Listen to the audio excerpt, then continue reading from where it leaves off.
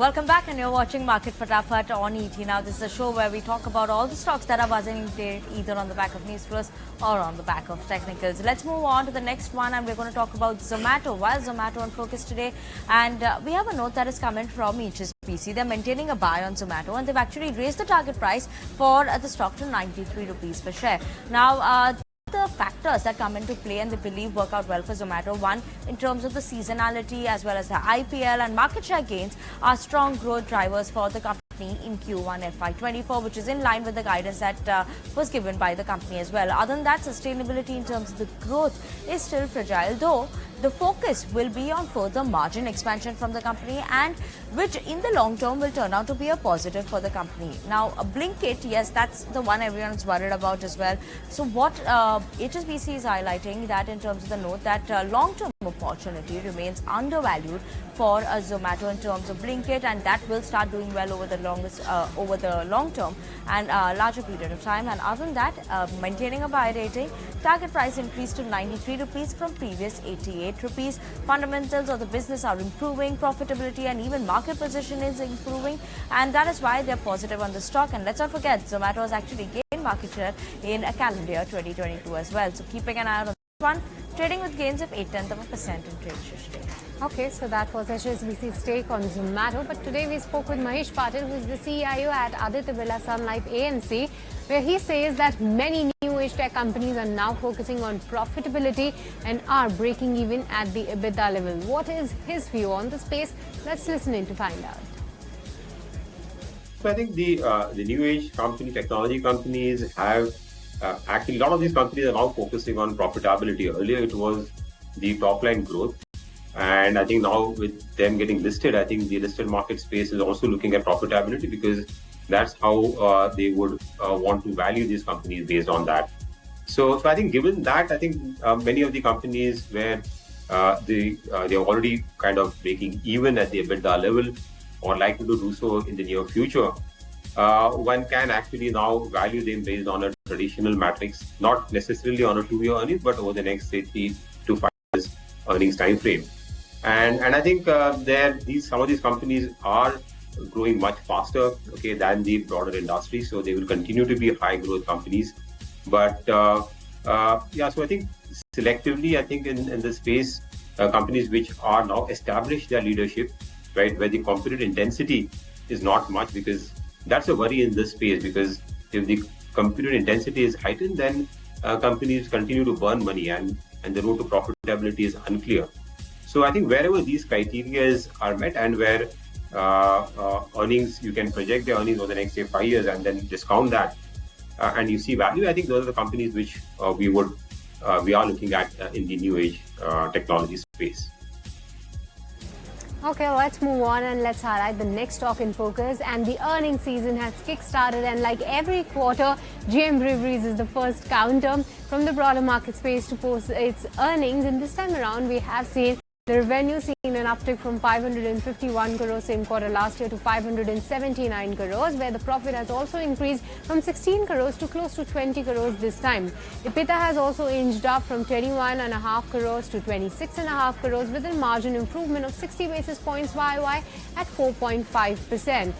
Not a great set of numbers, I would say, almost a flattish kind of a growth on all the headline numbers that we have seen, and probably the same reaction on the stock as well. Okay, surely keeping an eye out on that earnings candidate, GM Breweries, for you all. Let's bring on board Nagaraj Shetti also. He's joining with us on the technicals. And Nagaraj, very good afternoon to you. And we'll start with the first stock for today, that is Chambal Fertilizers. When you look at it, last 6 months, it's already seen some bit of a consolidation there. So currently at 278, is it a good time to enter the stock, or maybe we could see some bit more of a consolidation? Hi, good afternoon. If you look at Chambal Fertilizers long-term chart, it has been a continuous downtrend over the last many months, in fact. And the lower tops and bottoms indicates on the charts that this stock was in a severe downtrend. Recently, what we have witnessed over the last couple of months, that stock has formed a higher bottom that is showing some early indication of an important bottom reversal. The confirmation has not yet come with the price right now. The price is gradually inching towards the upper side on the daily chart, it is showing some kind of a breakout of the consolidation and lot more to go in the larger time frame charts. The overall chart pattern is looking positive. I'm just preempting this move towards the next overhead resistance of around 310 to 315 levels for the stocks in the next 1 to 2 months. So that's the take on Chambal Fertilizers. Moving on, and from the financial space, Ujjivan small finances seem to be buzzing. Tell us what's the news flow here. Well, Srishti, the stock is on the back of its Q1 update. Now a whole host of banking names have been reporting their Q1 numbers, and Ujjivan Small Finance is reacting to the same. When we look at the advances, that did see an uptick of almost 31% on a year-on-year basis and 5% sequentially, coming in at 25,346 odd crores.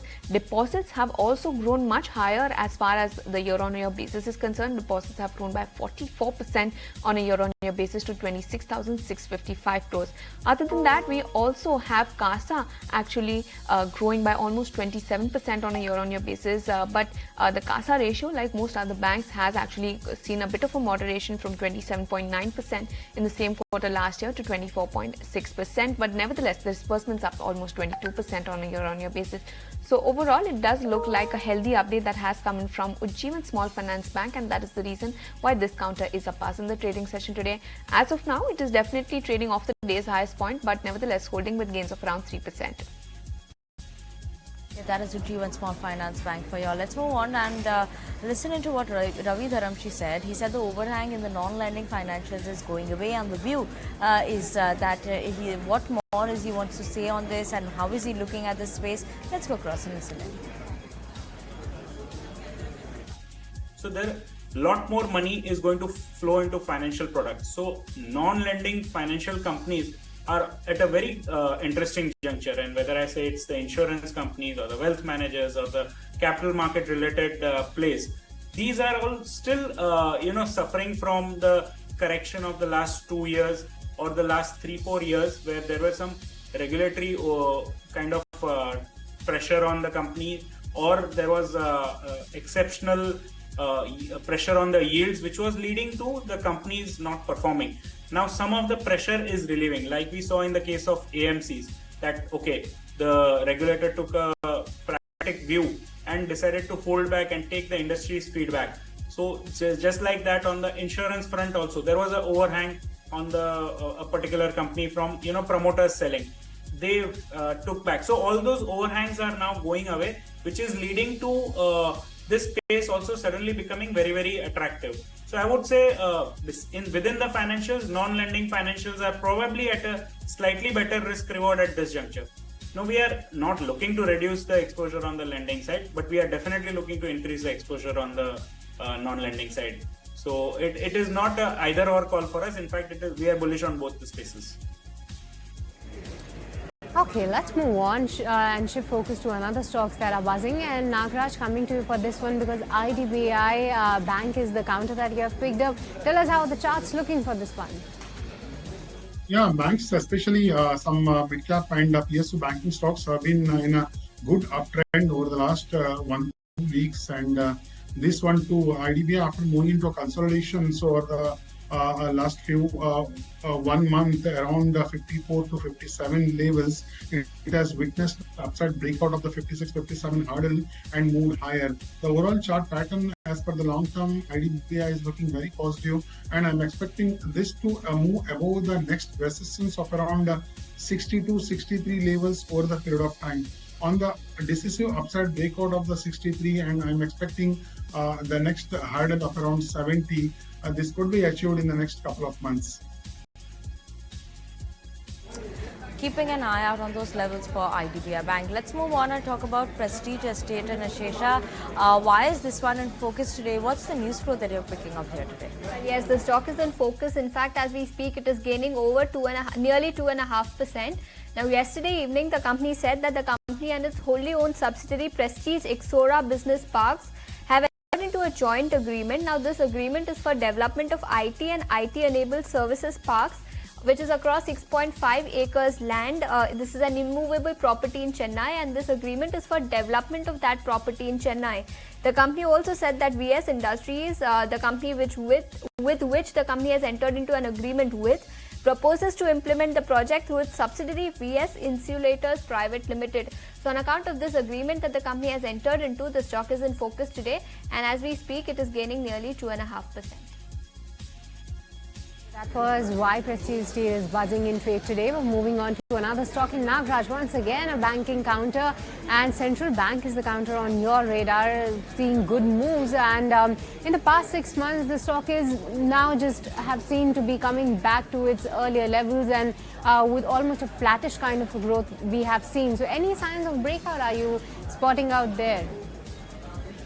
Of course, recently we have seen substantial downward correction from the high of 40-41 levels from December 2020 and January 2023, and this stock is in an accumulation phase right now. Around 27.50-28 is a strong support for the stock as of now, and currently the stock is making an attempt to break above the important resistance of around 31.50-32 levels. Overall chart pattern is looking positive. I'm expecting upside breakout very soon in the stock, and once it moves above 31.50-32 levels, the next long-term upside resistance comes around which is the recent last top of last December 2022, which is something around 40. I'm looking at the stock 40 in the next 1 to 2 months. Surely keeping an eye out on that level for Central Bank. Let's move on and talk about Inox Wind. Now, they did meet with some of the analysts, and the key takeaways that are actually coming in from the management: one, no inventory available with any manufacturer. Then the book is full for the next 18 to 24 months. While in terms of the profitability, they expect the profitability to triple in FY25 over FY24. Also, in terms of the net debt, the management made a commentary that they turn net debt free next year as well. So yes, important one to watch out for. Commentary is surely something that is interesting, and bullish commentary at least in terms of the net debt. Look at the terms of profitability, how they see that going as well. Strong commentary there, and Inox Wind is in focus today, trading with gains of almost 3% as of now. Okay, moving on, and let's shift focus to all the public sector banking space, because we have been highlighting that today was an important meeting wherein Finance Minister Nirmala Sitharaman was actually meeting the heads, and today she met the heads of around 12 public sector banks for the performance review, focusing on the credit flow as well as the asset quality, and also discuss the targets set in the budget. And this is the first review meeting after FY23 financial results. Now, ET Now's Sumit Chaturvedi is joining us to give us the latest updates from that particular meeting. Okay, I beg your pardon, Prakash is joining us to give the latest details from that particular meeting. Prakash, take it away and tell us what are the key updates and highlights.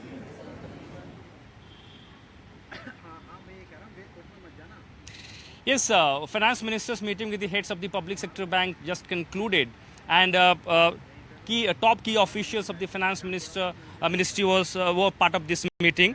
As per the information, Ministry of MOS of Finance, Mr. Bhagwat Karad, Finance Secretary, Department of Financial Services, Secretary Deepam, Revenue Secretary, Secretary MCA, along with MD and CEOs of all public sector banks who attended this meeting. We are also learning from our sources that it was an overall performance review meeting of the public sector banks and was happening first time in financial year.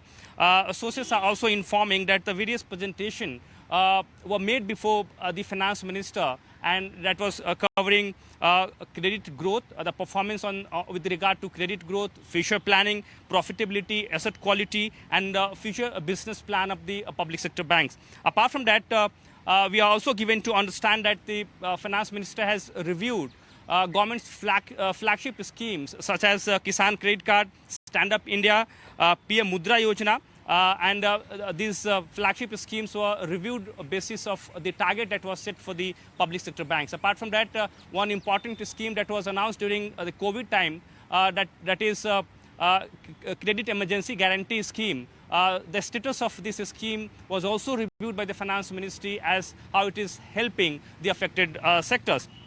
sources are also informing that the FMO was apprised by the banks about the current performance of the public sector banks during current financial year and their future strategy.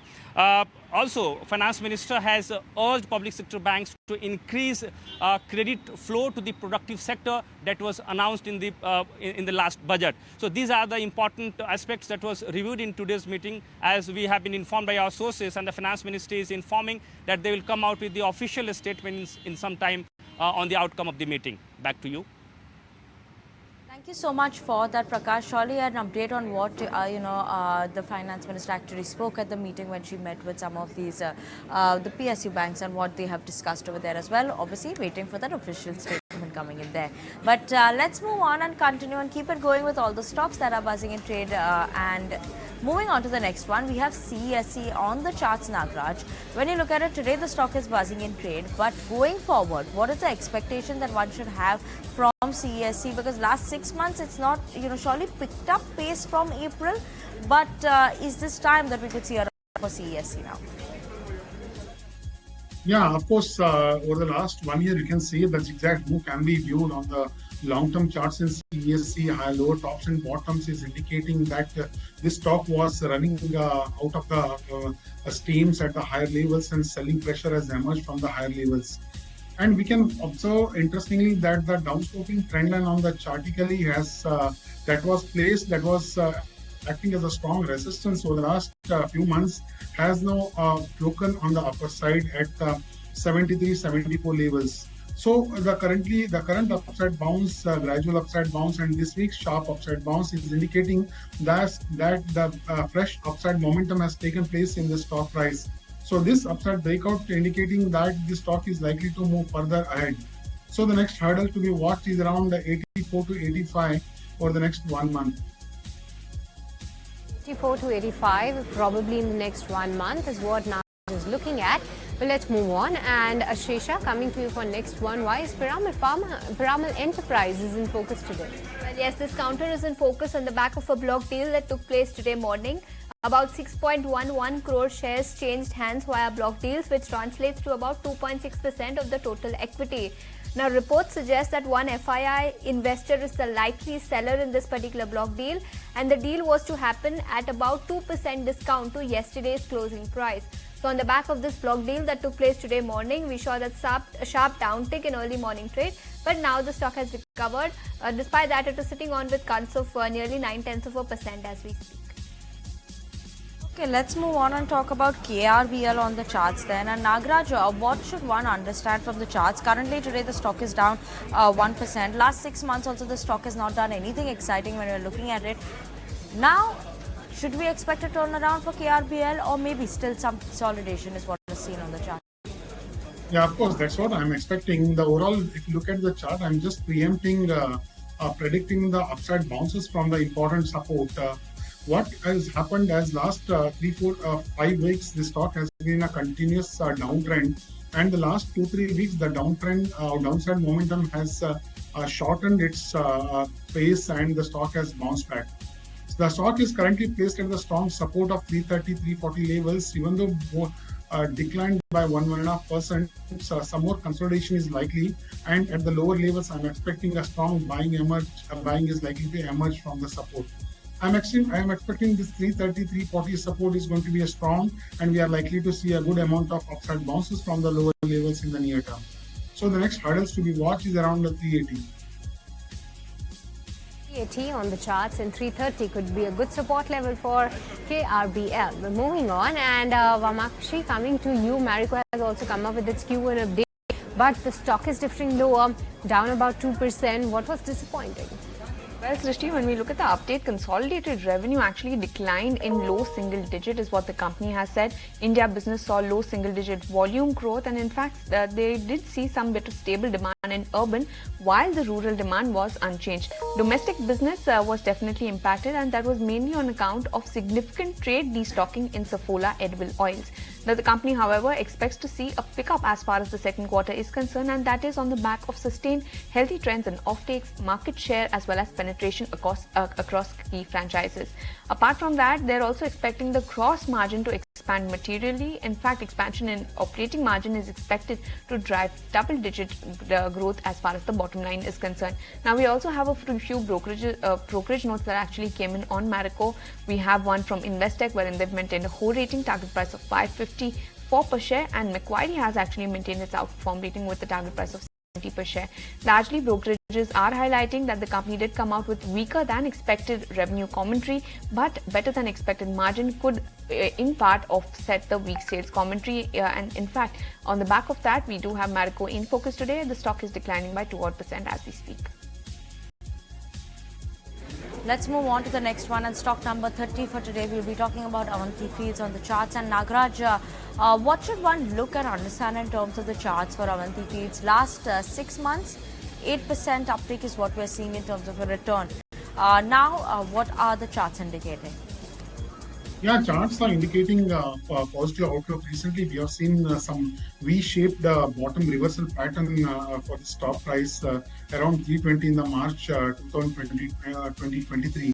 And since then, what we observe is a gradual up move, and the now upside is getting strengthening.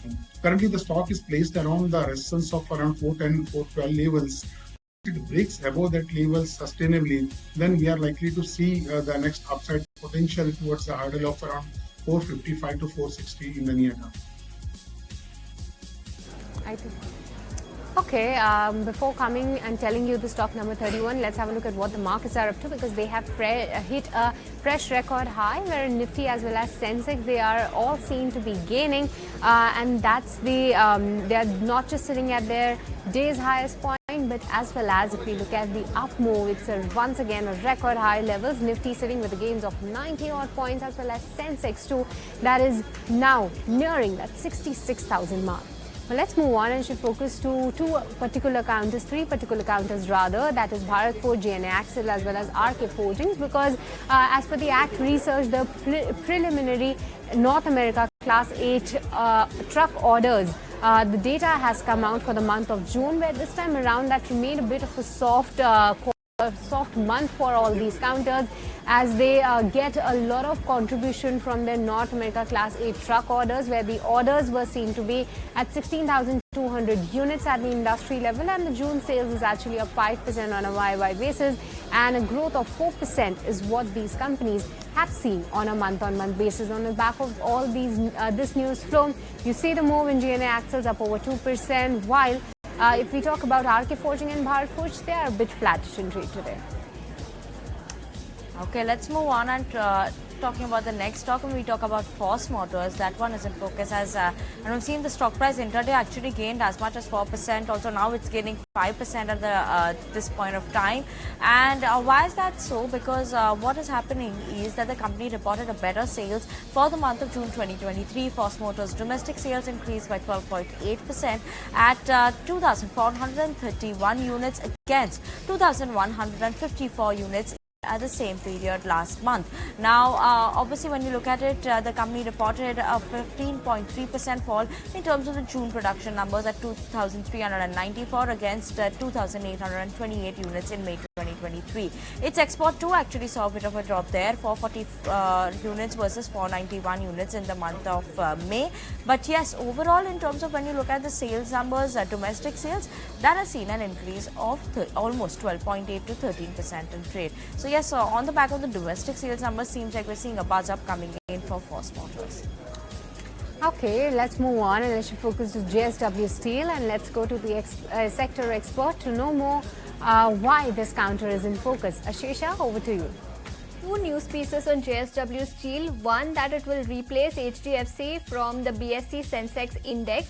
Now remember, HDFC and HDFC Bank merger came into effect from the 1st of July. And now HDFC shares will get delisted with effect from 30th July. So that is when JSW Steel will get included in Sensex index. Apart from that, the company also reported its first quarter operational data, where consolidated crude oil production on a year-on-year basis has seen an uptick of about 11%, but sequentially it has seen a decline of about 2%. Total combined volumes stood at about 6.61 million tons, indicating a decline of 2% on a quarter-on-quarter basis and an uptick of 12% on a year-on-year basis. So on account of both of these news pieces, this counter is in focus today. Let's Move on and talk about Torrent Power on the charts, and putting focus on this one, Nagaraj, what are the charts indicating for this one? Last 6 months, 32% return. Currently, is it a good buy, or maybe one should hold on and wait for some bit of a correction? Is there that indicated on the charts? Yeah, if you look at the long-term charts, very interesting pattern is unfolding. We technically believe the strong upside breakout. That's what exactly happened for the stock. This stock was facing hurdle around 600 rupees over the last 1 month, 1 year in fact, and recently in June, in the last month, it has witnessed a decisive upside breakout of the 600 hurdle and moved higher. After that, consolidation, minor profit booking has occurred from the 700 odd levels, and the stock has reached the prior upside breakout point of 600 rupees. And this indicates that it's a classical validation of the upside breakout pattern. And from this previous broken resistance of 600 now act as a strong support henceforth. So this stock has already bounced back from the 600 levels, which is a lows, recent lows, and I'm expecting this to move up further and reach the recent high of around 748, 749 levels, which is the next set of important resistance for the stocks in the next 1 to 2 months. Okay, that is Torrent Power for y'all. But let's move on and talk about Emaar Realty, and this one is in focus on the back of its Q1 operational update that has come in. And for Q1 FY24, the sales volume stood at 1,35,460 square feet. The sales value stood at 225 crores. Collection stood at 111 crores. Now, Ajmera Eden Premium Residency in Ghatanpur has opened up for sales, is the highlight coming in there. And the booking during mid of the month of June, and record sales of 14% of its potential sales is something that the company has seen. So surely an interesting move that we're seeing coming in over there. Ajmera Realty as of now buzzing in trade, up 2.4% after its Q1 FY24 operational update. Okay, so that's why Emaar Realty is buzzing, and that is a total of 35 stocks in the show that we have highlighted for you all viewers. And with this, it's time's up on this edition of Market Fatafat. Thank you so much, Ashesha, as well as our team of researchers, Nagaraj and Vamakshi. Thank you so much for joining us and helping all our viewers understand why all these counters are buzzing in trade today. It's a goodbye from me and Winnie and the entire team who put the show together. But don't go anywhere. Closing trades will take the action ahead.